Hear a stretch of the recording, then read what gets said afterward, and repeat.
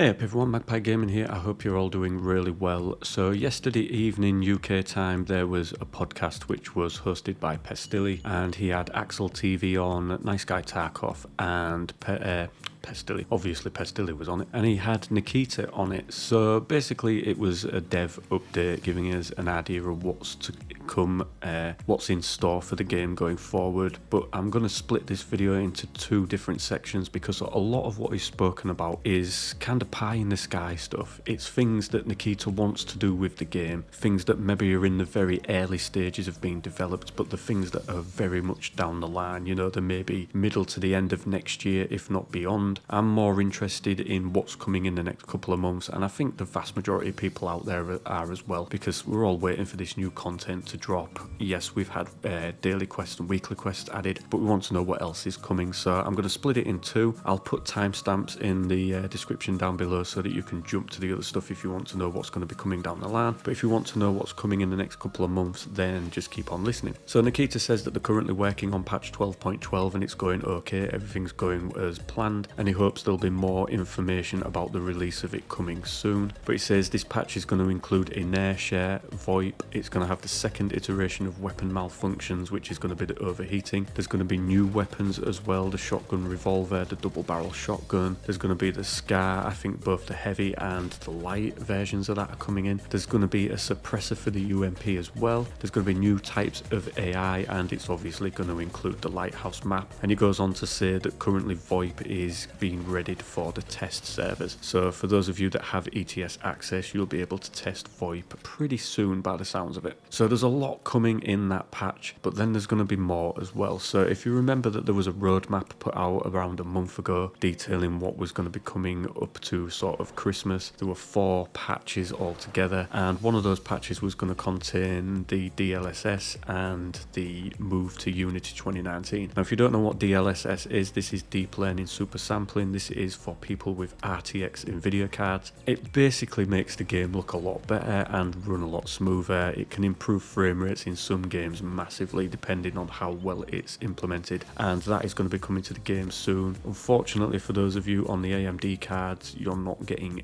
access to that, but there is a competing sort of technology for AMD. Maybe that'll get added at some point, I don't know. But those two things were due to come in their own patch. They've now been rolled into the 12.12 patch. So the 12.12 patch is looking like it's going to be massive. It's going to be a huge patch. Nikita did say in the podcast that he can't confirm whether there will be a wipe or not with this patch. I am saying it right here, there will be a wipe with this patch. That is going to be the biggest patch that Battlestate have ever dropped in the game. There is no way this patch comes out without a wipe. It definitely will. Now we're not given any dates for when this will come out, but going on how things have been going up to now, I'm going to say that they will update the game, they will patch it and wipe it probably around Christmas or maybe New Year. I'm going to go out on a limb and say that they'll patch it Christmas Eve, just like they did last year, but we'll have to wait and see. But it's definitely going to be around Christmas. I cannot see it being any earlier, and I definitely can't see this patch dropping without a wipe, but we'll have to wait and see. So they do talk a bit more about Unity 2019. Obviously this is a big move for Battlestate, but to begin with, it doesn't look as though as the players are going to see much of a difference. Basically they're just porting over the entire game into that engine, but then that gives them more tools as developers to tweak and change the game, gives them more ability to optimize it. There are new network features as well, and it basically gives them a lot more tools with which to sort of make the game run more efficient. So eventually we should start to see Unity 2019 start to really change this game, hopefully for the better. They say that they're finalising the Lighthouse location, they're completing it, polishing and optimising it, and they're saying that there's going to be 2 to 3 different iterations of this map. So to begin with, we will get 100% of the map, but not all areas will be open to us. So like for instance on customs, where various warehouses weren't open to begin with, but then they were added into the game later on. It looks as though that's how Lighthouse is going to work. Unfortunately, the actual Lighthouse is going to be one of these sections that will be, for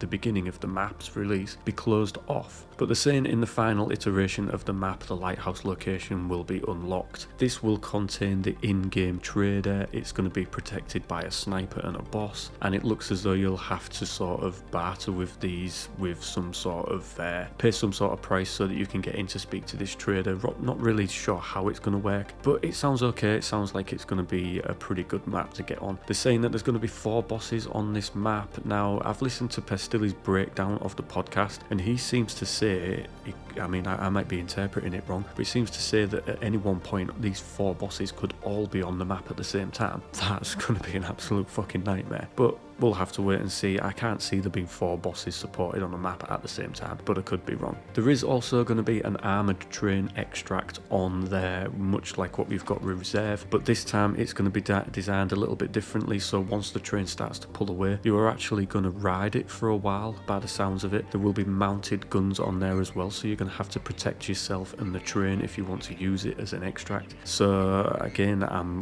wondering how the hell that is going to work, but they say it's requiring additional work at the moment, so it's not going to be in straight away. It's going to be another thing that's probably added a little bit later on. And then at the back end of that, Nikita just said that they've added operational tasks in to fill the gap between now and the next major patch, which will be 12.12. They're saying that eventually there will be monthly quests added into the game. Not sure what kind of direction they're going to go in, but we'll have to wait and see whether they'll be easy or they'll be hard. He has spoken about global quests where each faction will work towards a certain goal. So for instance, if you're USEC have to kill, say, 1 million PMCs within a month or something like that. And once you get to the end of that, if you've all done it, then you'll get some sort of bonus prize. We'll have to wait and see how that works out, but that sounds pretty interesting. But he's saying that there will eventually be the ability to re-roll some of the operational tasks for a price. So for instance, if you get a quest that says you've got to go to a certain map and survive a certain amount of times, but you don't want to play that map, you'll be able to re-roll it to choose a different map, or maybe even a different quest altogether. I'm not too sure, but you will have the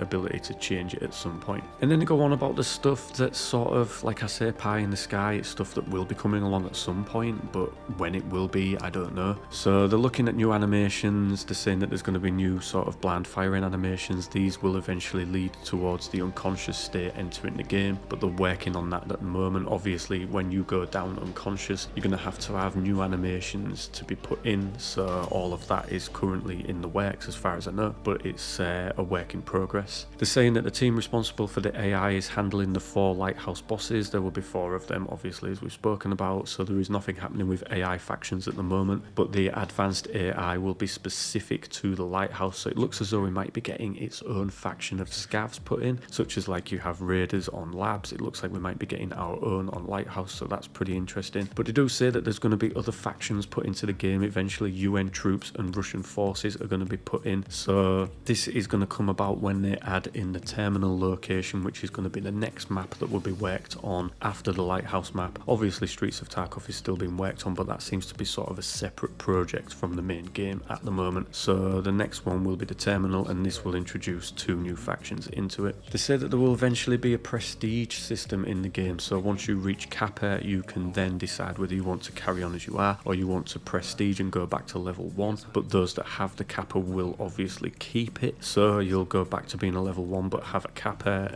Pestilli spoke about whether or not you'd be able to keep your skills at the same height as they are if you was to prestige, because obviously it takes a long time to work those up, but they say it's a work in progress. It's not finalised yet, and it's just something that they want to do to try and bridge the gap between people getting bored and the wipe. So they want to try and progress the early wipe sort of gameplay as much as they can, but they understand people do want to progress, but once you progress so far you start to get a little bit bored, so they want to try and help people alleviate that by giving them this prestige mode to give them more of a challenge in the game. They're also still planning to have seasonal characters and persistent characters, so you'll have your main PMC, and when it comes to wiping you'll be able to decide whether you want to move that character over to a persistent server that doesn't wipe, or you want to stay on the seasonal one where it does wipe, or you'll be able to have characters on both, I would assume. So that's something that they're working on. They're saying that the PMC karma system needs to be redone. It has been postponed for the moment. They've been looking at scav karma, and it's given them a bit of a headache with how to sort of apply it to PMCs. So at the moment that is sort of on ice for now. And they also want to hold a tournament where the first prize is your own streamer item. They're looking at doing that sometime next year. I think that's basically just to keep interest in the game, maybe sort of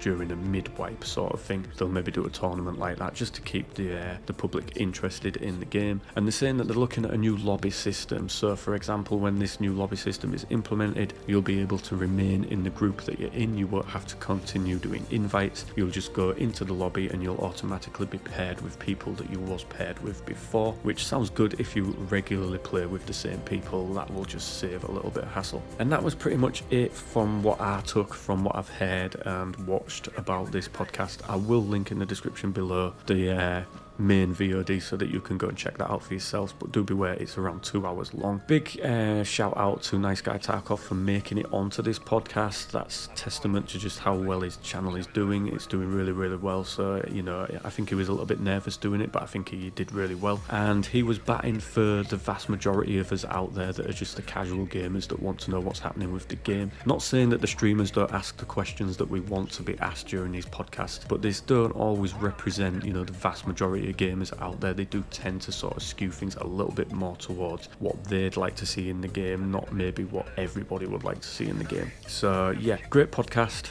got a lot of information out. As I say, a lot of it is pie in the sky. I'm not too interested in what they're planning a year down the line. What they've got coming in the next few months is what I'm interested in, and I'm sure a lot of people are as well. But there's a lot of stuff coming, a lot of stuff to get excited about. So yeah, we'll have to wait and see how it all comes out. I'd just like to say before I sign off, if you're not currently subscribed to the channel, it would be amazing if you could consider doing so. I'm doing regular news updates for Escape from Tarkov, and if you could subscribe, that would be amazing. Even maybe leave a like and a comment on the video, it helps with the YouTube algorithm. That would be great. And that is it, ladies and gentlemen, so thank you very much for watching and listening. Don't forget to like, share and subscribe. Stay safe, and I will catch you in the next one. Take care.